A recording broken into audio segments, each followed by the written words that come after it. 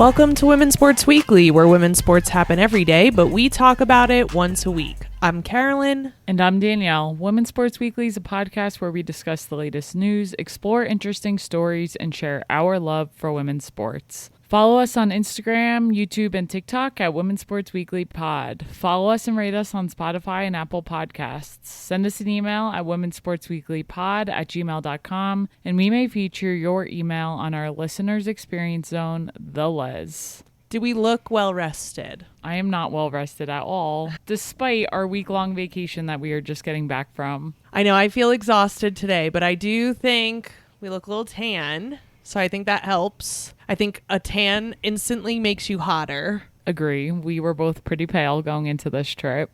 And you're now wearing orange, so I feel like it's really bringing out maybe the tones. You're saying I look orange? No. Maybe some red tones. According to our niece, Remy, I'm red. Correct. She did say that you got a little burnt. Yeah, which I did, which I always do when I am in the sun because I have very fair skin. And even though I lathered up on sunblock every day, can't really get away from it. It was such a great vacation, though. Sunburn or not, I think we don't lay out a lot here in Colorado. So just having the opportunity to get to rest was so nice. My sister was like, was this a restful vacation for you guys? Because there's kids running around and there's a lot going on. But it really was a restful vacation for us, which was really, really nice to have. Yeah, we only had one bad weather day. We were on the beach every other day. In the sun, I took several beach naps, which I never nap during the day, so that was lovely. And overall, it was just really good. Good time with family, and we have not been to the Jersey Shore in quite a while, so it was nice to get back there. Yeah, my family goes down every year. My mom, my brother, my sister, their partners, their kids, and then my mom's side of the family goes down, and we all rent houses in the same area. So there's a ton of us down there. And when we're able to make it, which now we try to make it every other year, it's always such a great time. And this one I think was the best one yet. It was just a really, really nice week. The kids are getting to this fun age. We have one niece and 3 nephews. And the 3 older ones, they're getting to this fun age where they're starting to explore in the water and they're learning how to swim on their own. And they're taking chances and they want to go under, and it's one, really cool to watch them grow and face fears, and then 2, just they're at a fun age where we could play games with them and all of that good stuff. So that was really, really nice. Yeah, I agree. They're at a very cute age, and yeah, I just wanted to take them home with us. I know. Oh my gosh, should we tell the story about how we almost kidnapped a kid? I wouldn't say we almost kidnapped a kid, but a kid was lost on the beach for quite a long time with the lifeguards, and we were like, should we just say that we're her moms? Okay, but the kid wasn't lost. The mom was lost. The kid found a family, and the family found the lifeguards for the kid, and yeah, mom was nowhere to be found. Or dad. Mom or dad. Yes. Parents. Whatever. Nowhere to be found. And we only say mom because mom is eventually who came and got her. But for, I don't know, a long time, definitely over 5 minutes at the beach, this little girl, she was a toddler, was just at the lifeguard chair waiting for her parent to find her. And Danielle and I looked at each other and we were like, should we say she's ours? And she looks cute. We could take her. Yeah. But in all seriousness, we are very happy she found her parents. We are. But we would like a little kiddo. Yes. The kids were a lot of fun. Definitely gave me some baby fever. So we'll see what happens with that. For sure. We also got to celebrate your birthday. We got you a nice big cake. Too big of a cake. Yes. You went a little hard on the cake, which I appreciate. There was a cake debacle. I got too big of a cake one, an ice cream cake from Dairy Queen. And then they told me it was going to be one price. And then it was $20 more when I picked it up, which I really did try to fight back and be like, no, I called yesterday. This is what they said. I would have not gotten cookies and cream, even though I know it's your favorite. If I'd known it would be $20 more. Yeah, that's absurd. And the cake was way too large. And even though we had a ton of people, it was like a cake for 100. And so it tasted delicious. But I was like, ugh. I also am not the best of talking my way out of things. Like, you know how some people are just so good at working their way through things. I have friends who, when we go to any kind of sporting event, they're able to talk to the person and be like, hey, there's no one sitting in section 100. Let me just go down there. That would never work for me. Yeah. And you also try to get too much of everything. And your family always has so many desserts. So when I saw that you picked up the cake, and I was like, thank you. I know this was a very nice thing, so I didn't want to give you crap for it. But I'm like, Carolyn, your family always has a million desserts. You don't need to get the biggest cake that Dairy Queen sells. It's just an add-on to all the other desserts. It said it served 20 people. And I was like, I think there's going to be more than 20 people at this party. So I was thinking it was less. Yeah. Regardless, that cake is still in the freezer somewhere. I don't know if it will ever get finished, but I guess time will tell. Maybe next summer or in 2 summers when we're back, it will still be in Aunt Jackie and Aunt Joanne's fridge. Aunt Joanne can eat an ice cream cake. So I'm sure it's getting slowly but surely, night by night, broken into. But yeah, it is just in a freezer down at the Jersey Shore. Yeah, we also had fun card games that we played. We went to a bar with live music one night. We went to the boardwalk. We really did do all the Jersey Shore things during this week. It was really nice. So live music was awesome. The guy, actually, he played at my sister's wedding during cocktail hour, and then he happened to be at a bar at the Jersey Shore. We saw him. He was singing, playing guitar, and playing the drums with his feet. Like an electronic drum set. It was so cool. It was awesome. We went onto the boardwalk with the kids. They had so much fun. I went on a roller coaster. I used to be able to do roller coasters. It did one little twist flip, and then I was sick for the rest of the night, which was really interesting to see the whole boardwalk spinning on its side. And then we just got to eat so much good stuff. Yes, lots of good food.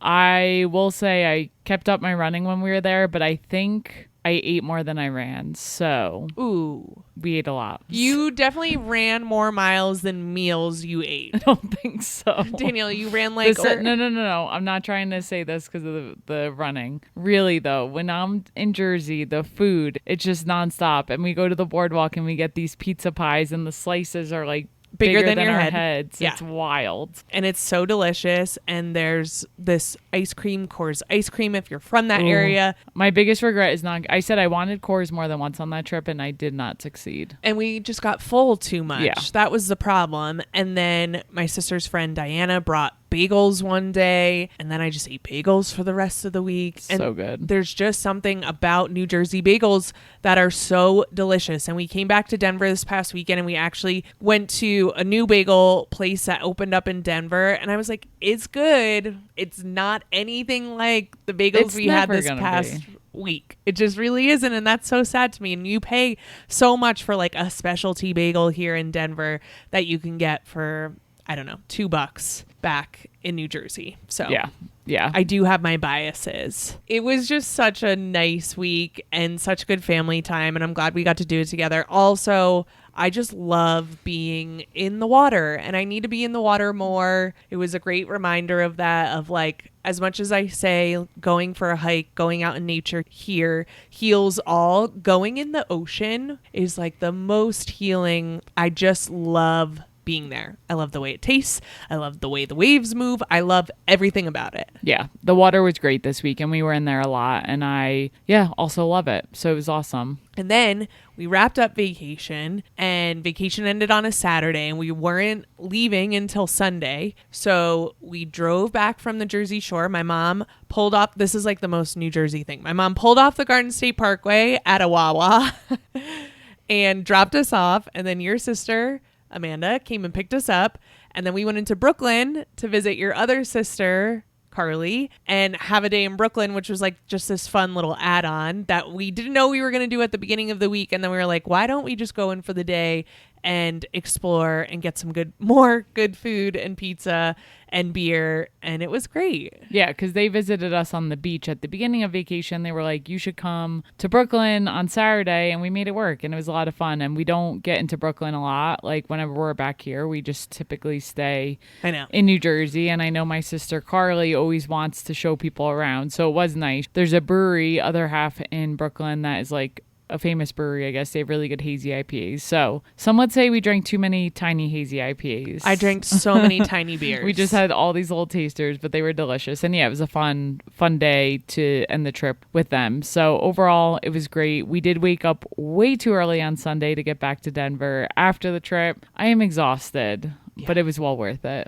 It was. And also on this past Saturday, oh my gosh, I'm getting all my days confused. Vacation brain still. I got to see a friend from high school, Liz, and she came out, and we need to do a Brooklyn weekend because we have your sister in Brooklyn, and then I have so many friends in Brooklyn, and I just want to go to a WNBA game, just do only Brooklyn things and not tell anyone in New Jersey we're there unless they're going to come to Brooklyn to meet us. Yeah, I think that's a good rule. But it was a great trip. We're back. We're excited to give you some news, but please forgive our vacation brains. We'll get better as the month goes on. Yeah, absolutely. It was much needed, and we are back. We are back and ready for our regularly scheduled programming. Let's do it. Let's get into it. In WNBA news, let's talk about some movement that's happened across the league. So Kelsey Plum has been traded to the Phoenix Mercury. I noticed that I'm saying it weird because I have Mercury in my head and I'm like, it is Mercury, but now I don't know. My mouth is just not moving right anymore because I have too many versions of Mercury in my mind. Okay, the Los Angeles Sparks in this trade received Monique Okoa-Makani, a 2027 first round pick, and a 2028 second round pick for this trade. The Phoenix Mercury received Kelsey Plum. This trade was completed on August 2nd, right at the deadline. Kelsey Plum is a 5-time All-Star and 2-time WNBA champion, and this was only the 4th mid-season trade of an All-Star in WNBA history. Strange stat, but...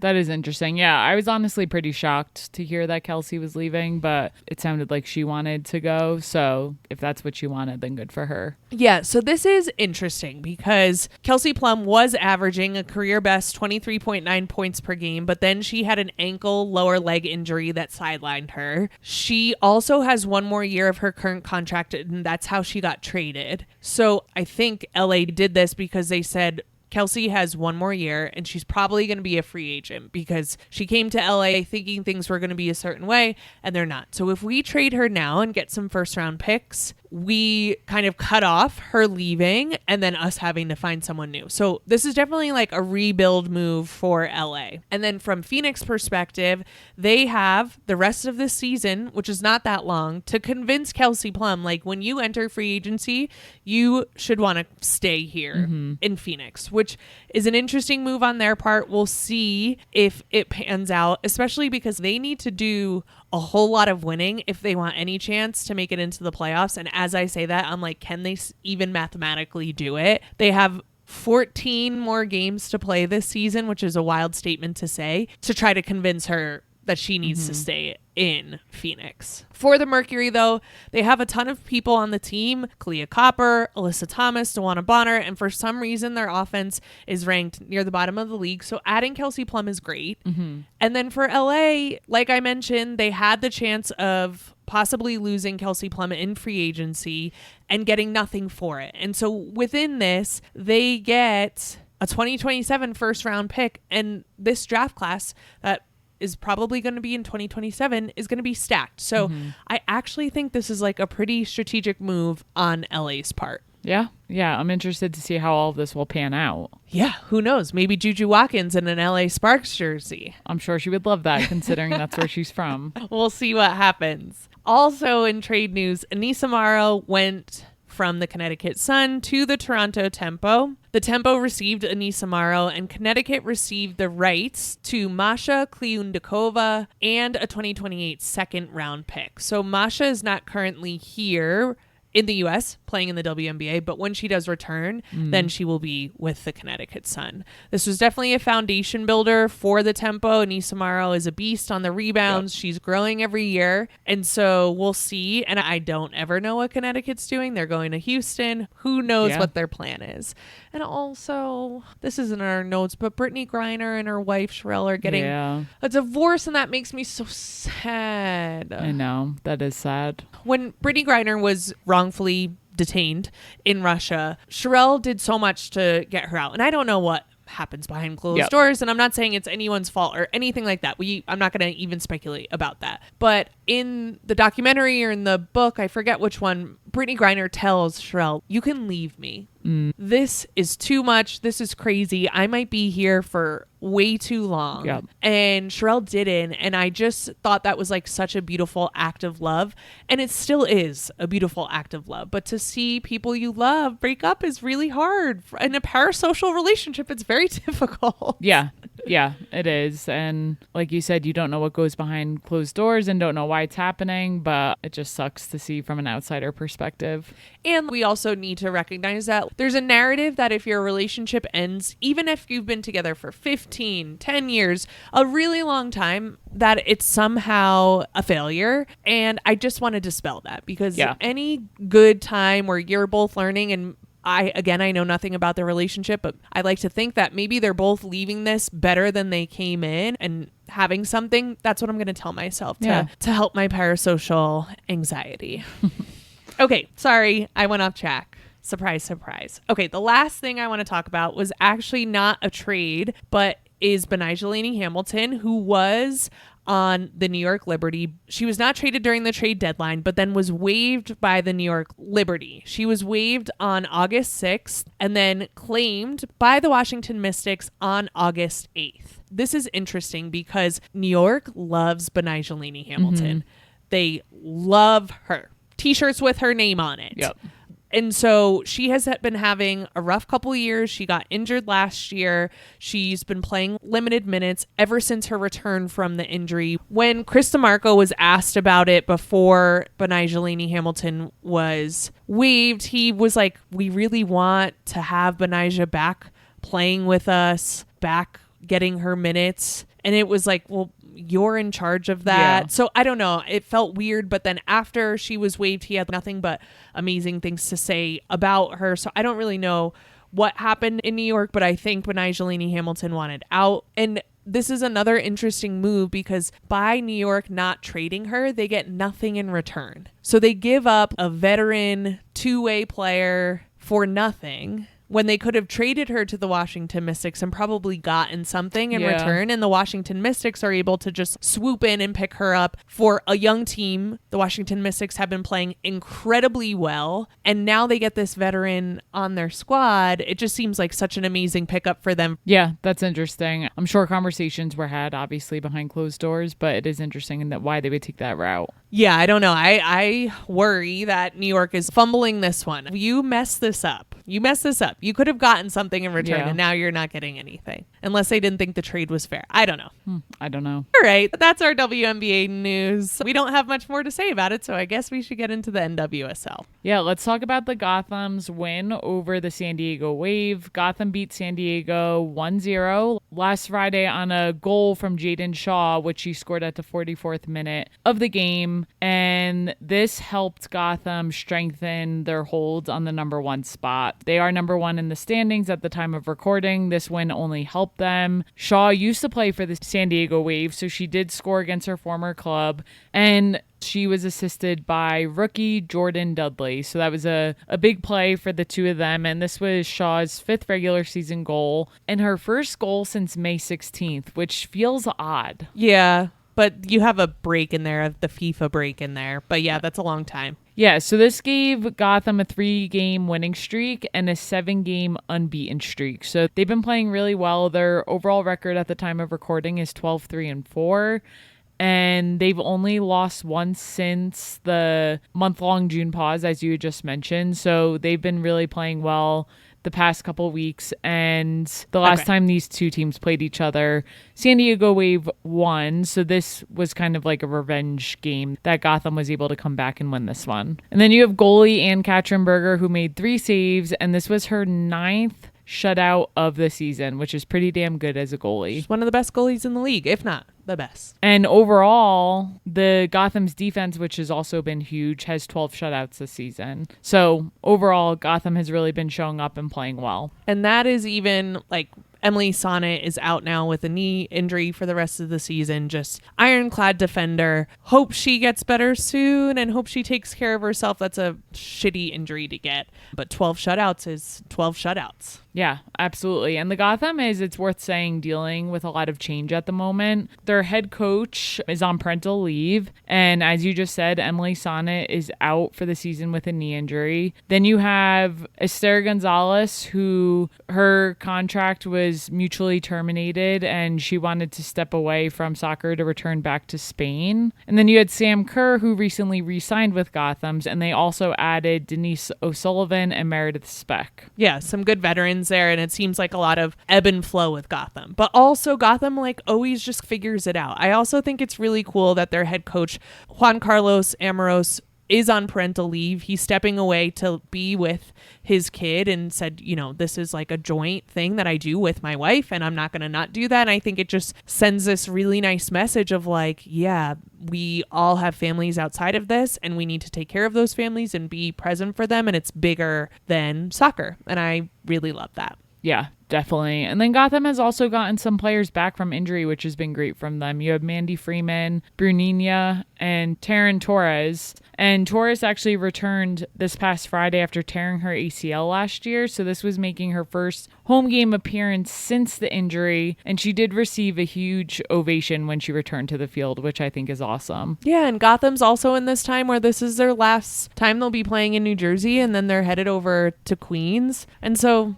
there's a lot of cool things, sad things, uplifting things happening all at once. Yeah, and this was their first home match since May 31st, and there were severe thunderstorms and flooding around the stadium, and people still came out for the game. That's wild, because there were some crazy storms in the New Jersey area last week. Yeah. So it'll be interesting to see what Gotham does. Takeaway here is really that Gotham is and has been finding ways to keep winning despite different injuries, the changes with the coaches and roster turnover, and especially with Shaw's return, being able to score again. Her scoring is encouraging, and it will be interesting to see what they do in the second half of the season as we gear up and start thinking about playoffs. I know. Also, this past week when we were on vacation, the Denver Summit had 3 home games in a row, which was so sad for us because we weren't actually here in Denver, and they're on the cusp of a potential playoff spot. I just really want them to make playoffs in their first year. We'll see what happens. Same. That would be awesome. Let's get into some updates this week.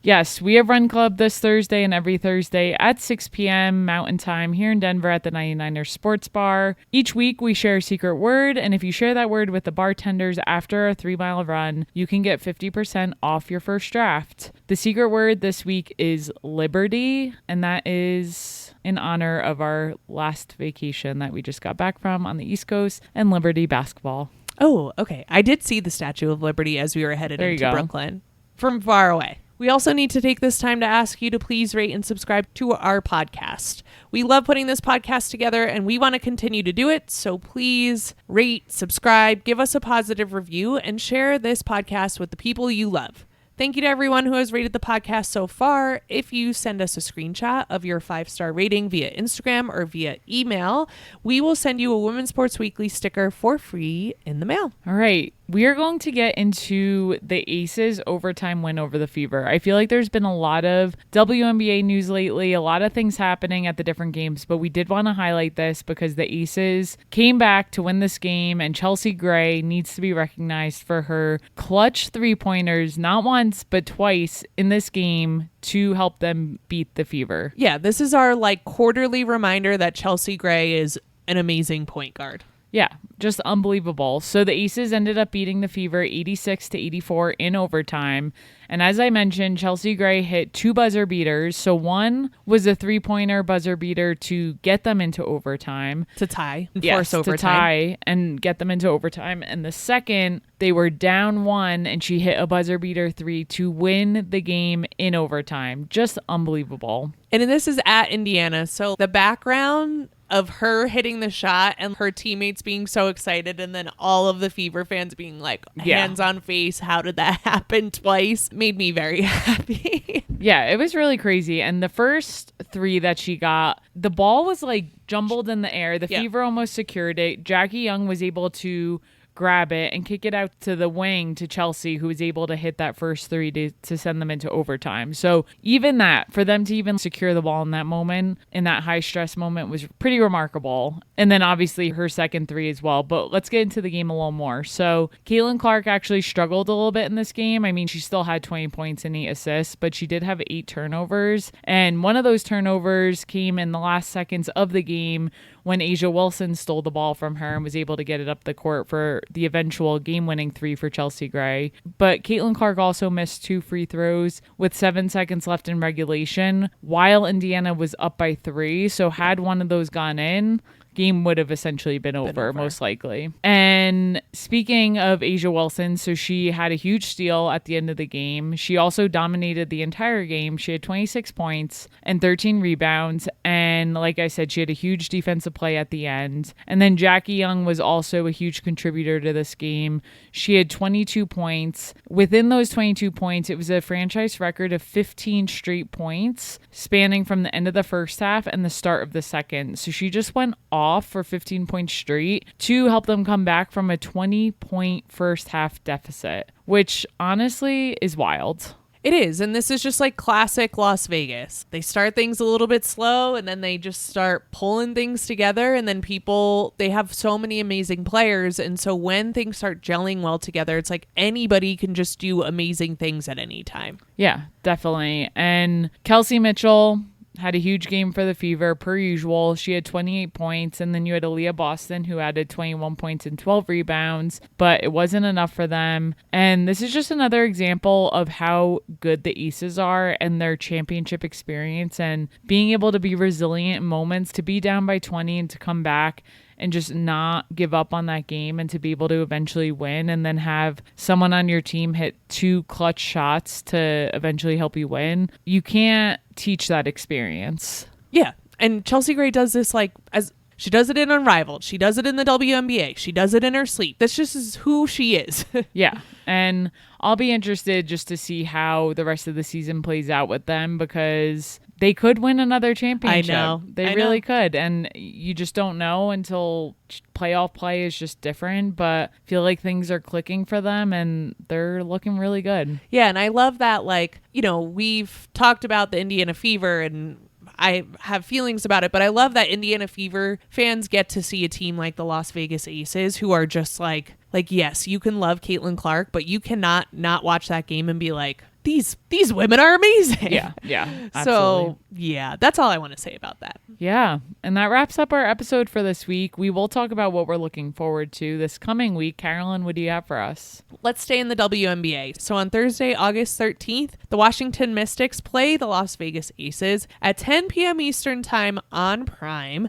This Washington Mystics team looks good, so I'm excited to see them up against Las Vegas Aces. What are you looking forward to? Yeah, so I talked about Gotham today. I'm excited to see them play KC Current on Friday, August 14th at 8 p.m. Eastern on Prime. So should be a good game. We'll see if Gotham can keep this unbeaten streak alive. And yeah, more NWSL coming our way. So that is it for this week. We will see you next week on Women's Sports Weekly. In the meantime, watch women's sports and share the podcast with your friends. Rate and subscribe to the pod on Spotify, Apple, and YouTube. Thanks for joining us.